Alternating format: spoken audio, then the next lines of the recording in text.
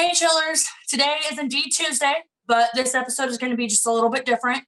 This episode is going to talk about the murder of a boy that was swept under the rug, one town's ploy to keep it hidden, and one mother's quest to find justice. Today we talk about the murder of Robbie Crites.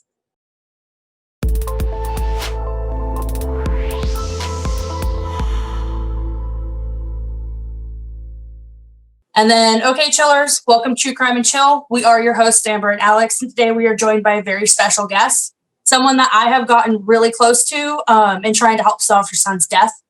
Angie has actually been a force of nature trying to get her son's murder out to the public, and I really think it's time that we bring Robbie's story to light as well. I came across Robbie's story on a Facebook page last year. It was a post that Angie had posted, and it had been shared over 100 times and stuff, and it just kind of ended up on my timeline, and I spent about an hour reading it and kind of dissecting it and digesting everything, and I knew something was up the second I saw this post. Like, the whole reason why I wanted to start this podcast was to be a voice for the people that may not normally have one. Reaching out to Angie and hearing the story firsthand from her, I knew that something was up and it needed to be investigated. Today, you're going to hear all the details. You're going to hear everything we know firsthand from Angie's mouth, as well as some details that I have acquired because I did go up and I did go see everything myself.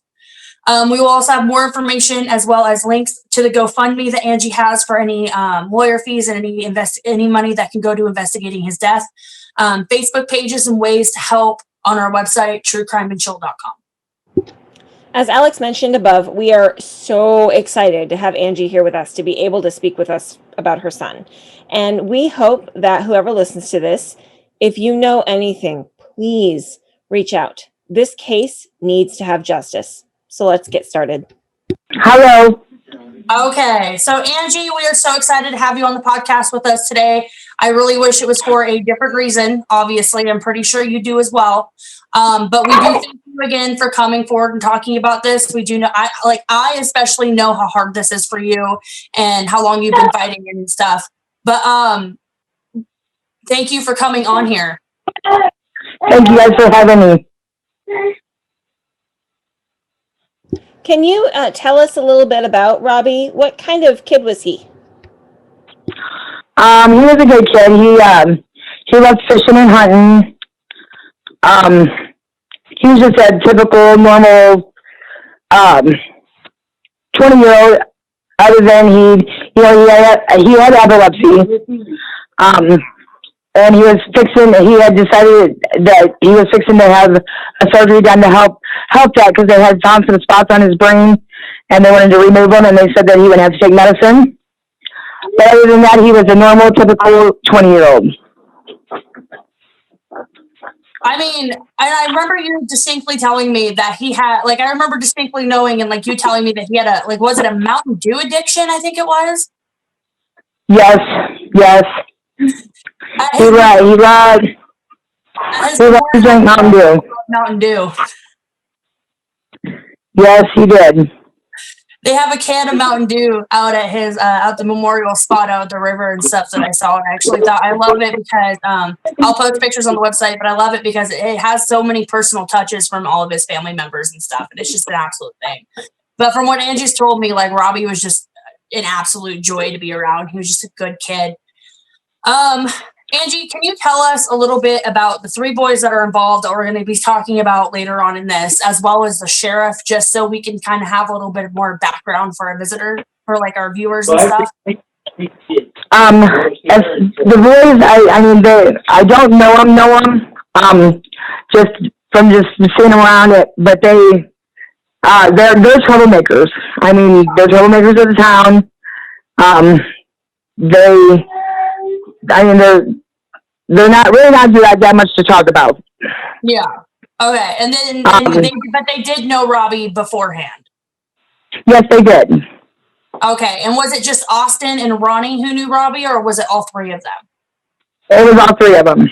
Okay.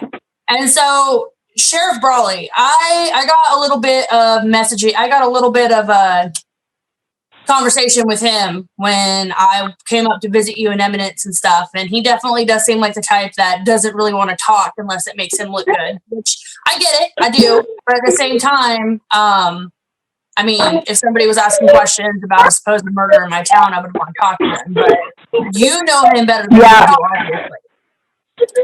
Yeah, I mean, from me and the family seems to think, I mean, from the get-go, it was all, I mean, Sugar, it was like he had no feelings for not my son, not the crime, nothing.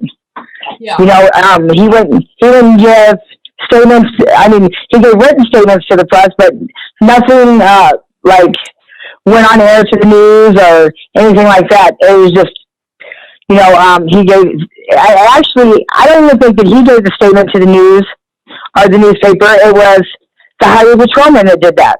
Yeah, and he basically just didn't really make it seem like he was interested in trying to get this case solved. He really just had like not at all into it. Not at all. Okay, yeah, because I remember that. I remember when I came up and you mentioned him, basically one track mind, this is an accident, this is how it happened, boom, boom, boom, without anything else. Exactly. I mean, from right from the get-go, I mean, we hadn't even had toxicology back yet, and he was basically telling me that he was going to close it. He was just going to walk in the river, and he drowned it, and that was that. He didn't console the family at all. Our feelings didn't matter to him at all. Yeah. So Angie, in order to give everybody, the foundations for everything that we're talking about today, can you tell us about the day that Robbie died? What happened that day? We had planned a fishing trip. It was Father's Day weekend that year. We had planned a fishing trip, me, him, and his father. And we had a certain spot we were going to go to. And that morning, we went to, we pulled out to get out, to take everything out for the day. And I had, read the forecast and knew that it was going to be hot. So I went ahead and I told my husband, I said, we need to go fill up the cooler. And Robbie insisted that he stayed there because he wanted to start fishing.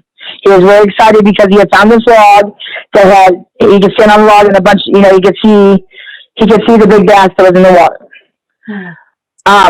Well, I hesitated ever leaving him alone at the river, but Robbie knew his P's and Q's as an epileptic patient. He knew that he couldn't be by the water unless somebody was present.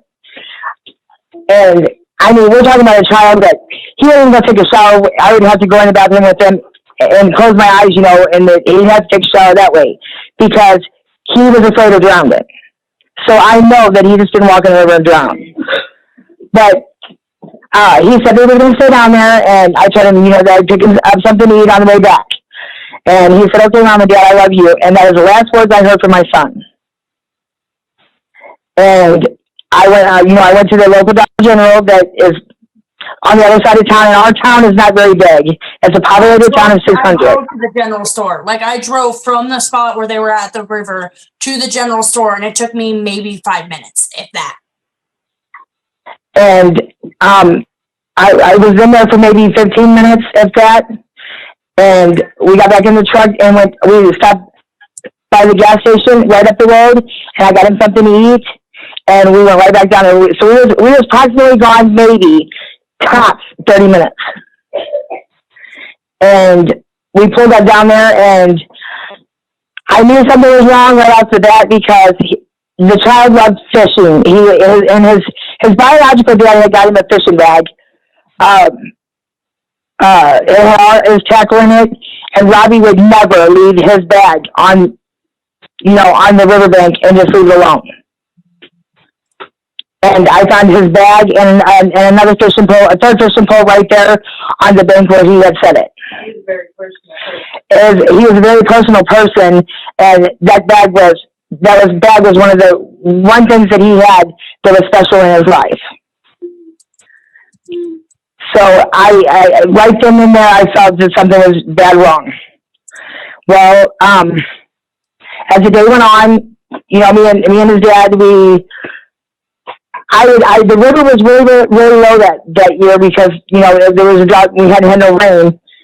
And at about 11 o'clock, I decided I was going to call Shannon County Sheriff's Department because there was there was a bunch of kids that started having seizures, and they had them on a list that if we called in that they, you know, they were supposed to stay in the ambulance, and we could choose whether to send them to the hospital or not. Well, when I called Charlotte County Sheriff's Office, I told him that I thought Robbie had a seizure and drowned it. And I was told that I had to give a 24-hour wait time because he was grown. They couldn't help me. So I left it alone for a minute. So I knew the water was so low that he couldn't get past a certain spot. So we just kept, going up and down the river, and I'd fish a little bit, and I would look around, to see if maybe I could see something. But there was the river that day was packed because it was so hot. And, when we would leave the log to go a little bit ways down the river and look, other people would go there on the log, and their kids would be jumping out the log into the water. And there was across the river, there was a birthday party going on. There was a high-powered speedboat going up and down the river, I can remember. The river was just packed. It was packed full of people. And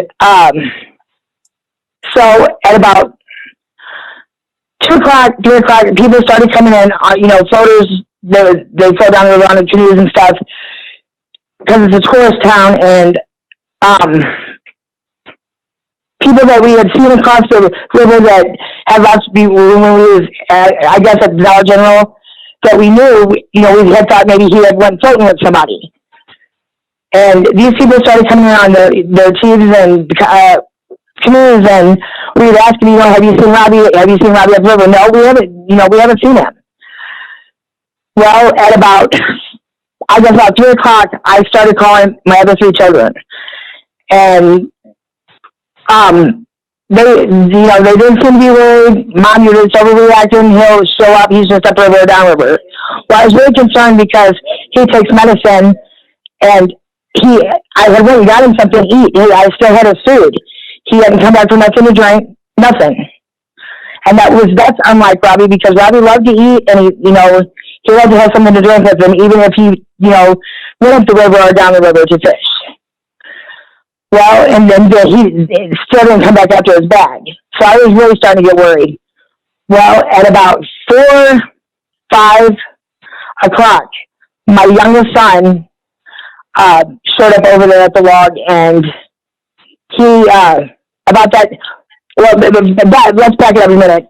In the middle of us venturing to find him, Zach and Ronnie came out of the woods, and they asked for something to drink because it was really, really hot and they didn't have nothing. So one had got a Mountain Dew and one had got a Gatorade bottle out of my cooler.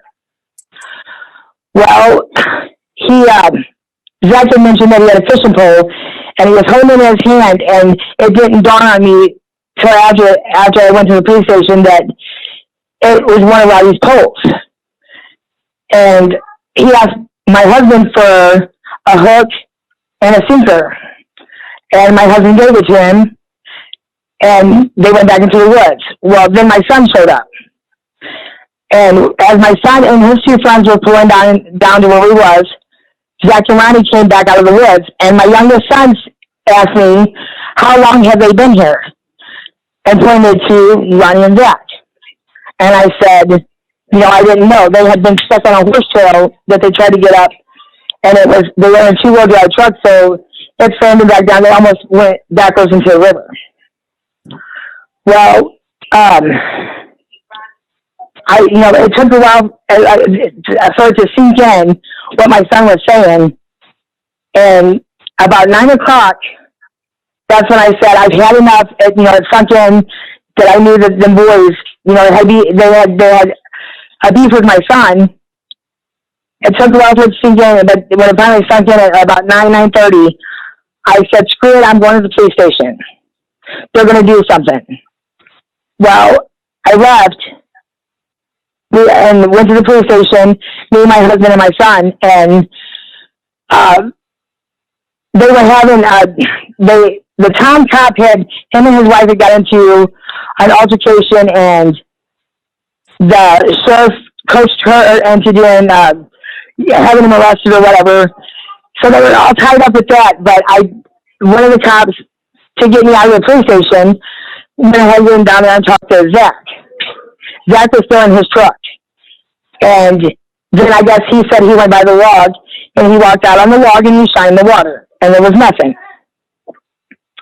So they went ahead and did the missing persons report, and they told me that they would have some deputies go out, and help us look.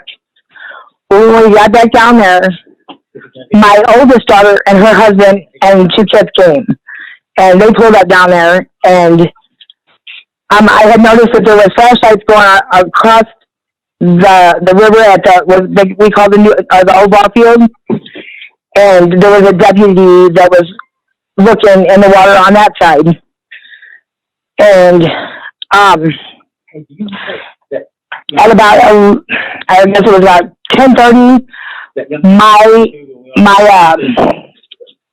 my oldest daughter, her husband, said he was going to get in the water and he was going to walk along the water edge to see if maybe he could come across something. Well, it was about 10 to 11, and he said, "What was your mom saying about something about the Gatorade, Mountain Dew, Gatorade bottle and Mountain Dew can?"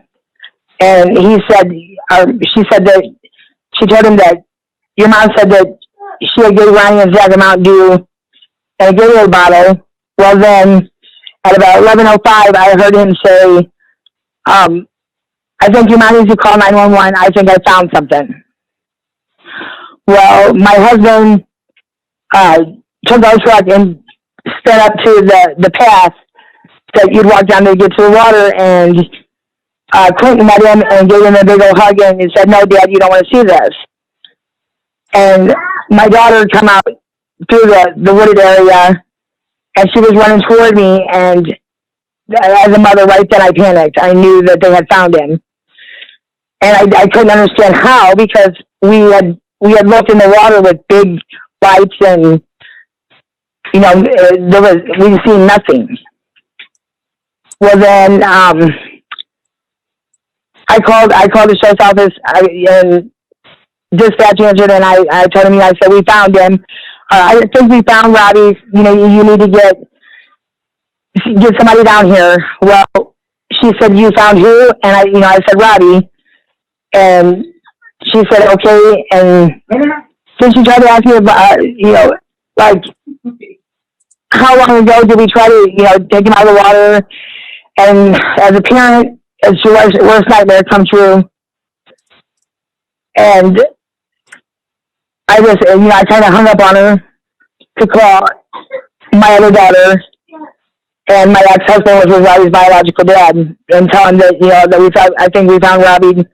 Well, as I'm doing this, and I got off the phone, I can remember so many blue lights and red lights and cars coming out of nowhere and sirens, and I didn't remember much after that other than my kids trying to put me in my vehicle because I was hot and hyperventilating. And when they got me in the car, my youngest daughter had showed up, and she was pregnant with my grandson and half in labor already, and she was high risk. So she had just got down there, and there was first responders coming out of where Robbie was. We were sitting about 500 feet from where he was, and the first responders was coming out and asking us questions like, "Had Robbie been in an altercation today? His eyes were black." We had, they were coming out and just saying that he was beat really, really bad. Well, when I got in the truck and got underneath the air conditioner, it was just me and my husband sitting in the truck, and I told him, I said, one of us is going to have to go up there and ID him. I told my husband, I said, "You got to be the tough one this time. You got to go up there and see if that's Robbie for me." And as he went up to the truck, Darren Brawley met him and said, "Get the effing out of here. This is a crime scene investigation." And my husband was trying to explain to him, I just want to ID Robbie's body. And he slammed my husband to the ground. And,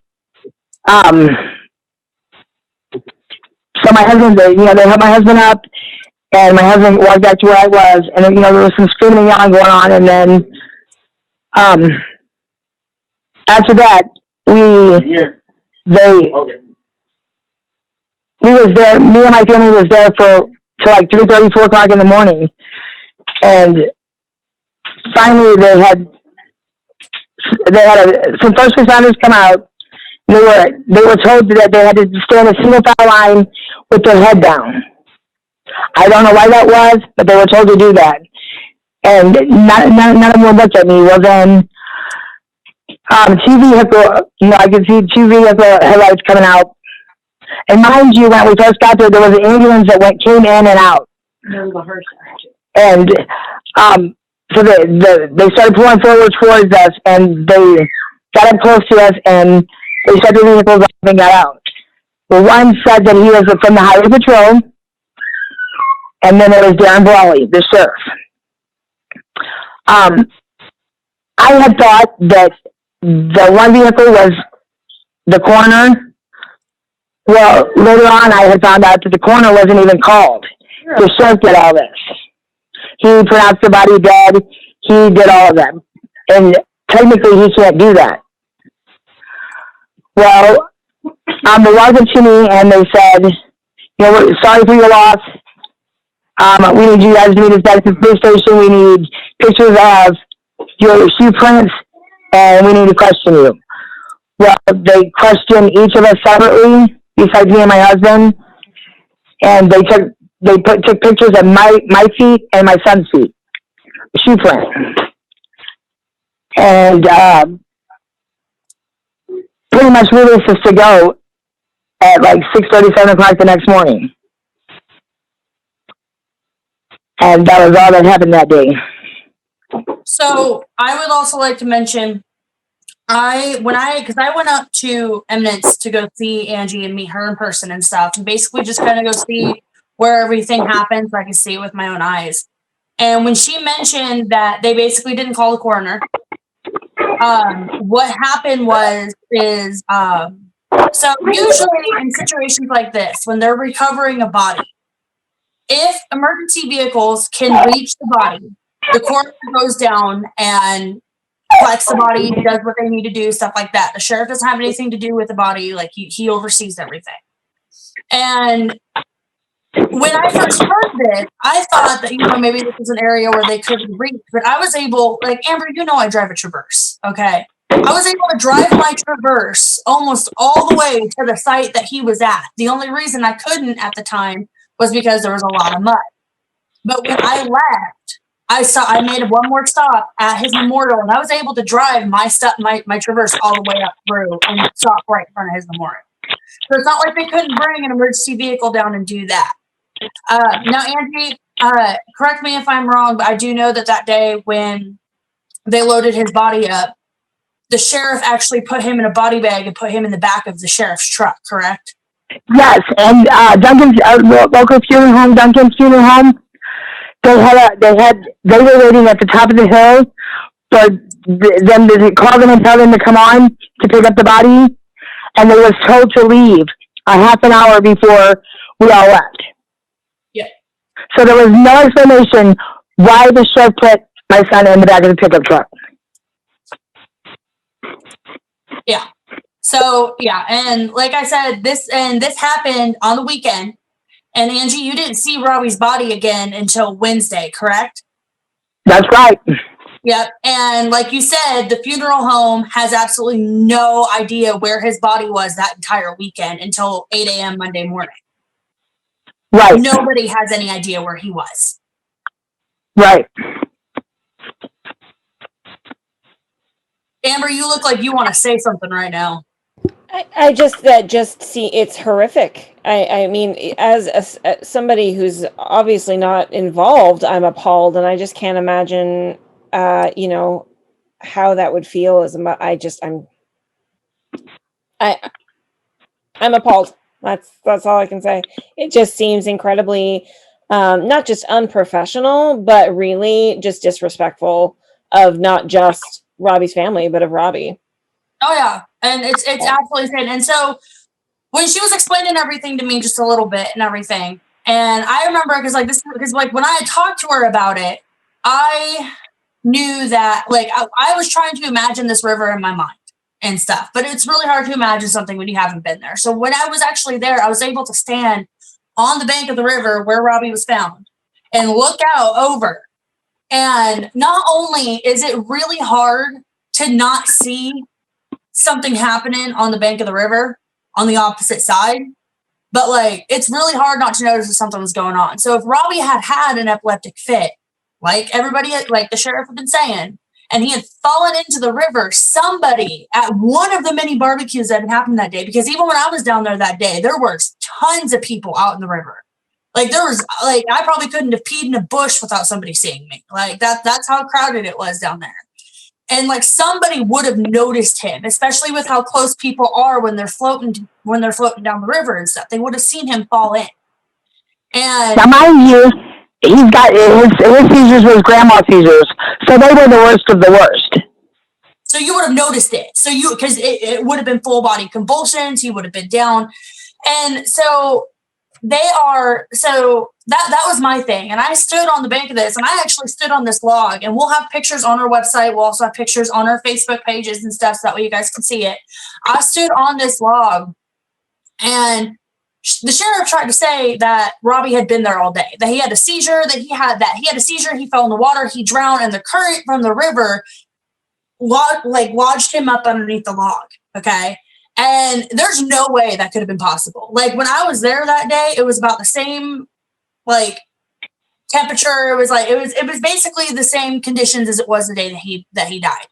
And people were just floating down the river as slow as can be. The current was barely able to push the leaves that fell out of the trees, let alone a body that's probably 115 pounds soaking wet, because that's what he looked like.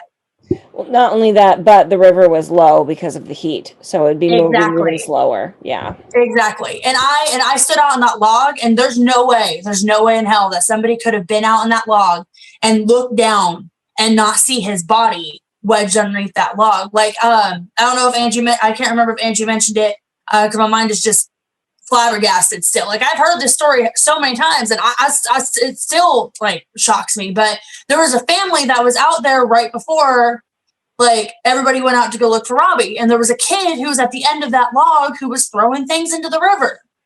They would have seen Robbie, and that was probably an hour before Robbie was found. They would have seen Robbie if he was there, if he had been there all day. Angie had dropped her phone off that log into the water next to where his body was found. You're telling me that she and I grabbed my phone out of the water right where he was supposed to have been at. Yep, and you're telling me she didn't see him right there. And like I said, I'll post pictures so you guys can see exactly how far you can see, how much you can see, and stuff like that. It was insane. And I just look at it, and I'm sitting here. So Angie, I already know this answer because we have spoken already today. But have you been able, for our viewers and for Amber, have you been able to acquire an autopsy report at all? No, ma'am, I have not laid eyes on, and it's been 2.5 years, and I have not laid eyes on a copy of Robbie's autopsy at all. Have you and other people paid to see this autopsy report? I had a very special person that is right there in the middle of imminence. Him and his wife paid $50 for me to have a copy of Robbie's autopsy, and I still have failed to get it. Okay, here's my next thing for you. You mentioned at the beginning that the sheriff wrote everything off because of the supposed toxicology report that came out. What was supposedly on that toxicology report that made the sheriff kind of write everything off? Robbie, they called me and my husband in a few weeks before the toxicology came in, and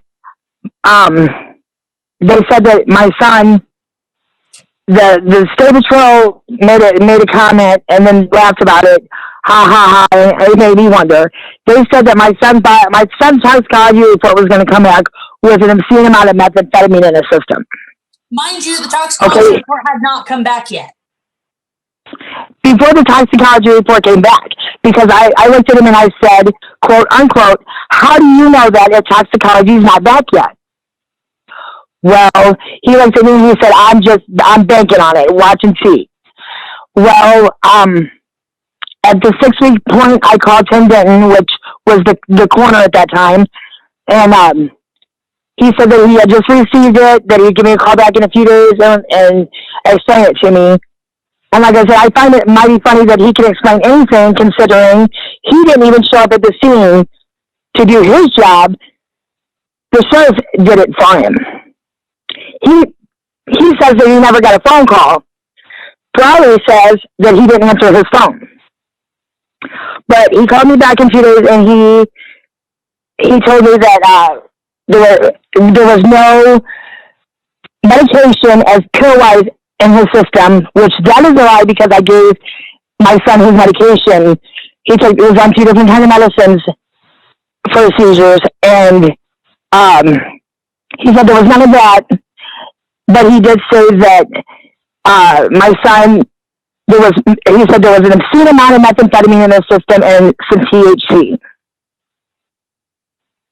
And if I remember correctly, when I came up, you said that there was absolutely no way Robbie could have had meth in his system, because every month he was tested because of his... Yes, ma'am. The doctors in St. Louis would have seen it. He had been, every month was tested for any kind of drugs to get his medication. Because that could have mixed badly with his medication, especially. Right. Yes. Because actually the new medicine that they had him on for like 2 months was a controlled substance. Any controlled substance, when you go into a doctor's office, you have to have a urine sample to make sure you're not on any other kind of drug. Mm-hmm. Yeah.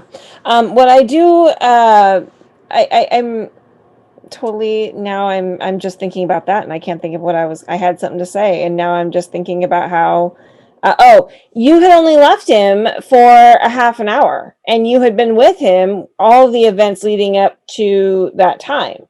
So wouldn't you have known if he had been... If he had a drug problem, yeah. Especially since my son, he was easy to make happy, and money wasn't one of it. You know, my son was disabled, and I took care of his money, so therefore, I would know something like that. Right. It also occurs to me, though, that that if he had died when they said he died, he would have that epilepsy medication in his system. Whereas if he didn't, that means that it would have been later than what they're saying. Is that correct? Exactly. Yeah. Okay. Exactly. So, Angie, another thing we're going to talk about is, so the day that Robbie died, okay, I remember that you mentioned to me about a family reunion of sorts going on across the lake, and that the 3 boys had shown up at that family reunion with blood all over their clothes. Did you want to elaborate on that? We have what they call Alley Springs, and it's when people come, like I said, it's a tourist town, and that's one of the attractions is Alley Springs, because it's a big spring coming out of the ground, and it's got a bunch of campsites and a pavilion where you can have family reunions and birthday parties. Well, when I did my episode, put it on Facebook, and I just wanted to give people, let them see what I was going through event. I had a girl who contacted me and said that she had seen Ronnie, Zach, and Austin all in Austin's car the morning of Robbie's death at about 11 a.m. They all 3 had blood all over them, and when asked why they had blood all over them, they were fighting each other. Well, at about noon, another individual, an older lady, had contacted me and said that she had seen one of them had came up to her door because it's the stepmom to one of them had came up to her door and he had blood all over him and was told to leave, and he left. And I just think it's odd, you know, it wasn't even an hour past, you know, at 11 o'clock they were seen, and at noon they were seen, and they had blood all over them. But when they were picked up that night, they didn't have blood on them. You know, they didn't have blood on the clothes, supposedly. It appeared that they didn't have no blood on them at all. But yet somebody had seen them with blood all over them. 2 different people, 2 different places. And they gave some crap reason to those people of, oh, we were just fighting each other. Which means that either 1, they got rid of the clothes they were wearing, or 2, when they were picked up, something was hidden. Now, right. Amber, what I'm going to do is I'm going to send you a picture over Facebook. And this is the picture that Angie took the day that they got to see Robbie again, that Wednesday. Okay. So I'm going to send it to you so you can look at it while I'm explaining this. So last time she saw his face, the last time she saw him was the day that he said, I love you, Mom. And they went to the store. Okay. This is what he looked like when they picked him up. Like when they went to go like see his body that Wednesday and stuff.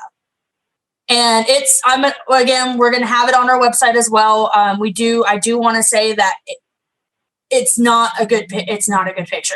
Like if you don't like looking at this kind of stuff, do not look at this. But it does kind of show you the condition that he was in when they saw him. And granted, some of it is like, blood pooling because, rigor mortis set in and stuff like that. But some of it is like, it doesn't look like, Angie, you saw him in person, obviously. Like you saw him in person. Like what did he look like to you? Did he look like a normal body that would have just like, had an epileptic fit and drowned, or? Well, first off, I didn't get to see his whole body because they done the autopsy. So all I got to see was his face. Mm-hmm. And when I walked in and the smell of him, I'll probably remember the smell of him till the day that I passed, because it was the smell of like burning flesh, like you just like he had fried, like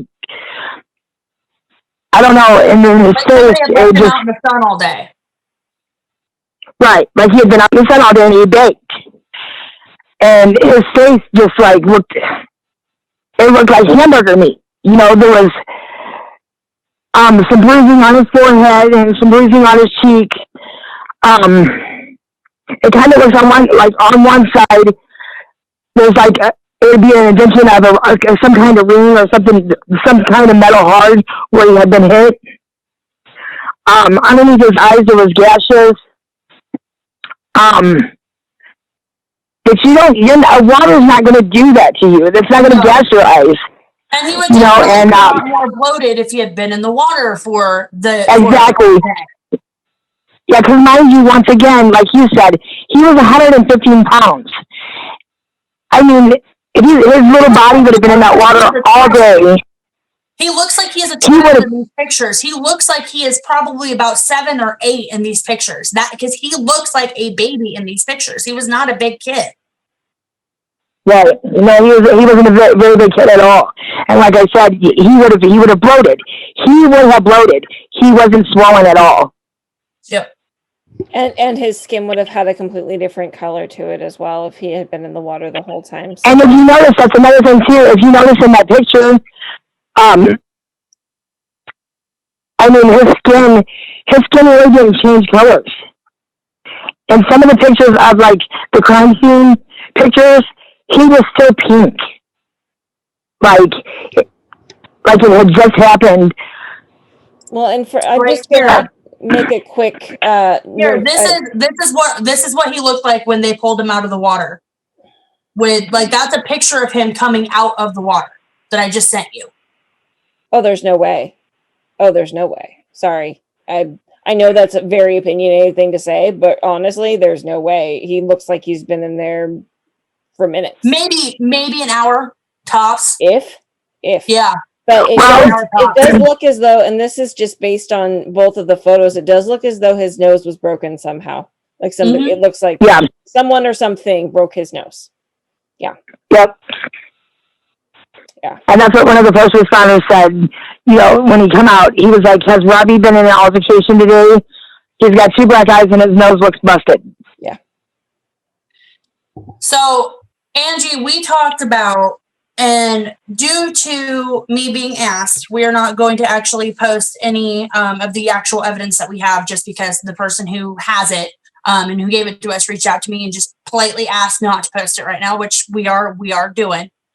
But the last few days, and this is one of the reasons why I decided, I had a totally different case plan for this Tuesday, completely different case. And then I got a message from Angie.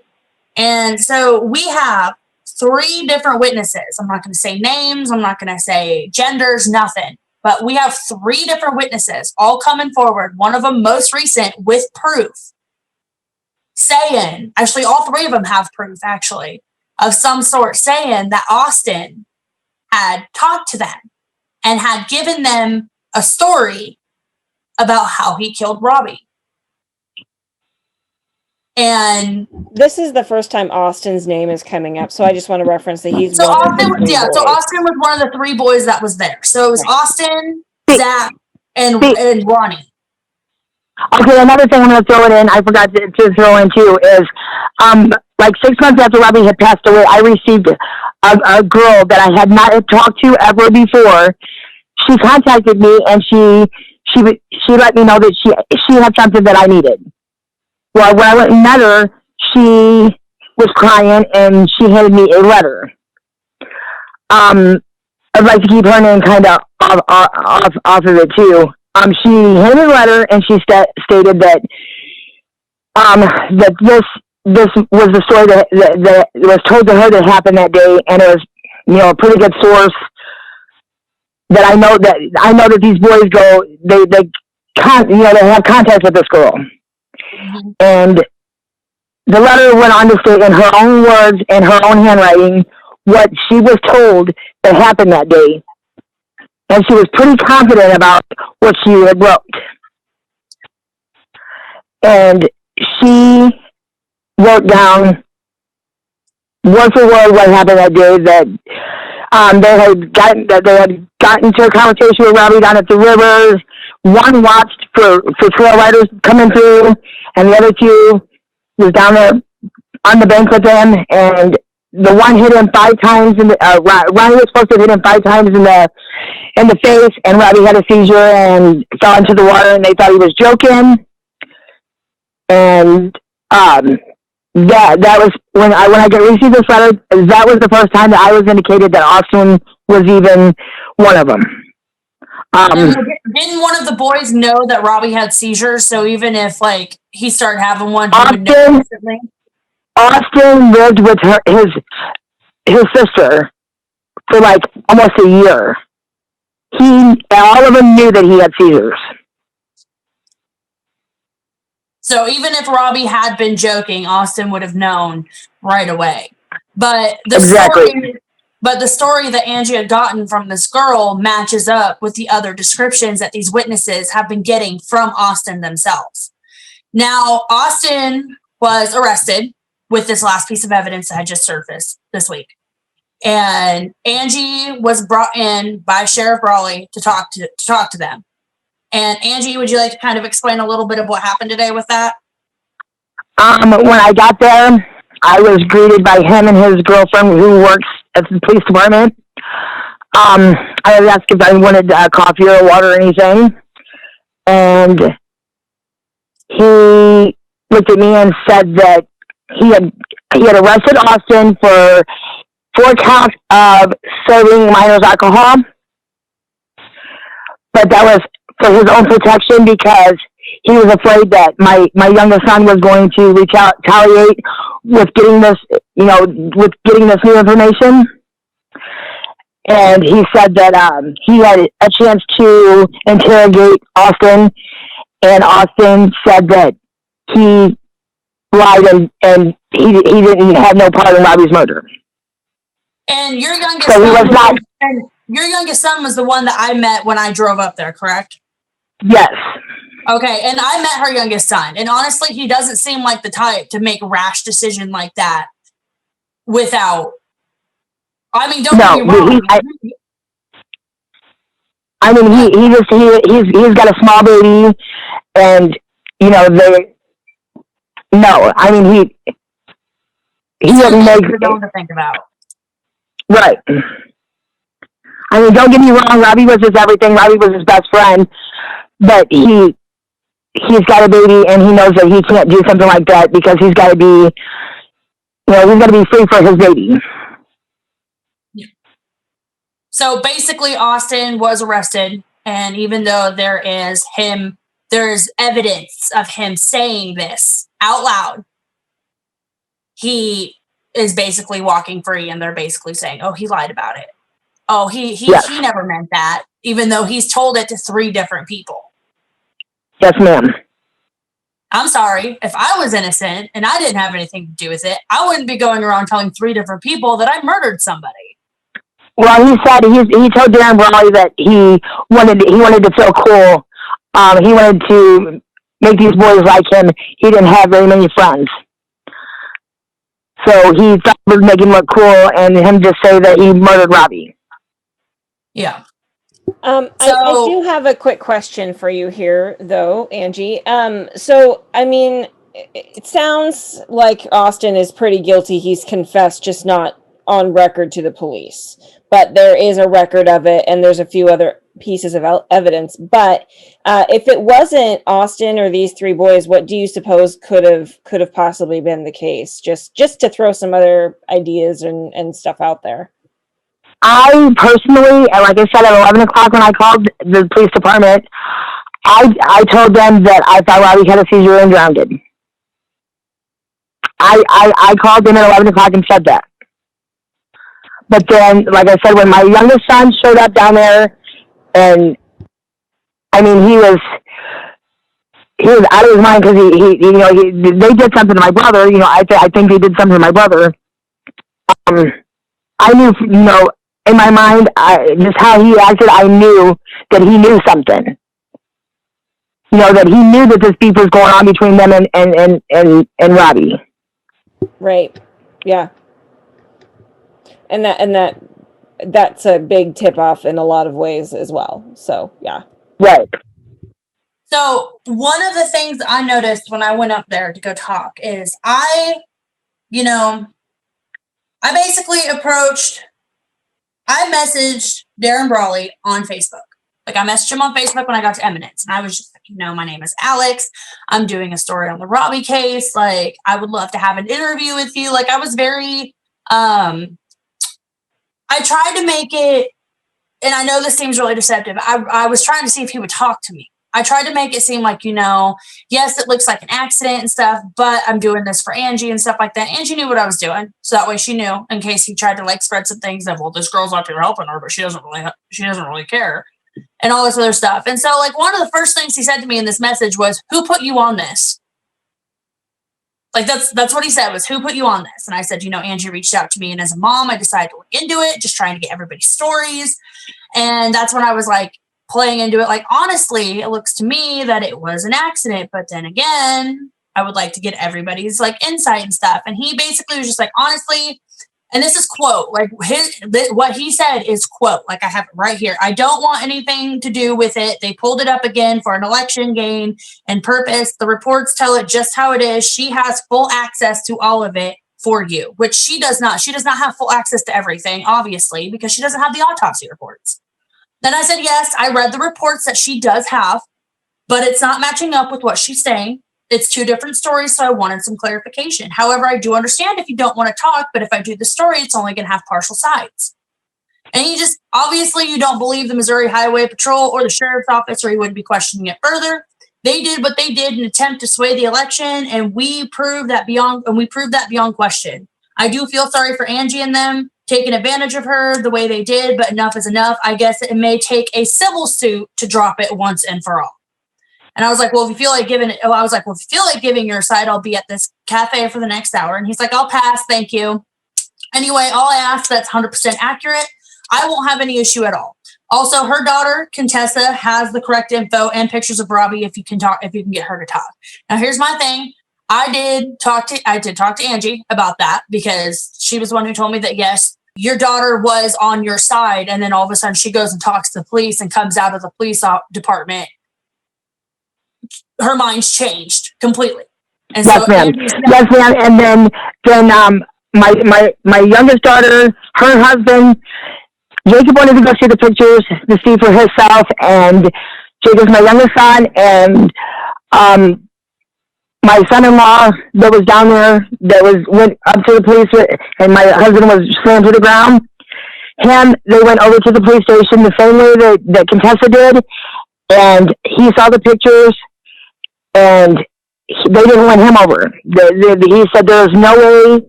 The pictures, there's one picture that keeps coming to mind. That's the big blur picture. They keep trying to tell me that my son was up underneath that log, and I just couldn't see him. And I have the blur picture of that. But when her son also went down to be like, show me the evidence that you have that changed my sister's mind to go from knowing that her brother's murder was a murder to an accident. So show me the evidence that you have if you guys have it. And they weren't able to produce any kind of evidence for him, or they just wouldn't show him, which makes me wonder what they said to her daughter to get her to flip on her mother. And then when I went down there today, I asked to see the pictures, and it took him an hour to find the pictures. And when he did, some of the pictures that was shown to my son that he took a picture of on his phone was no longer there. Like, he wasn't wearing rubber gloves. On a crime scene, it was supposed to be a crime scene investigation, they was not wearing rubber gloves. They were touching my son's body by their hands. And it took him an hour to... Which I would understand if they thought that Robbie was still in the water and there's a chance he could have been alive and stuff. Like, I'd understand that. But according to them, he's been there all day. So what's the point of not wearing gloves? Especially because then his skin would have been a lot more, it would have been a totally different experience. And my husband was slammed to the ground because, remember, it was a crime scene investigation. But they can't take time out to wear rubber gloves? That honestly doesn't seem right either. Besides unprofessional, like, it's both. Oh yeah, exactly. Yeah. So there's again, I asked for the autopsy report, and I was told again that they don't know where it's at.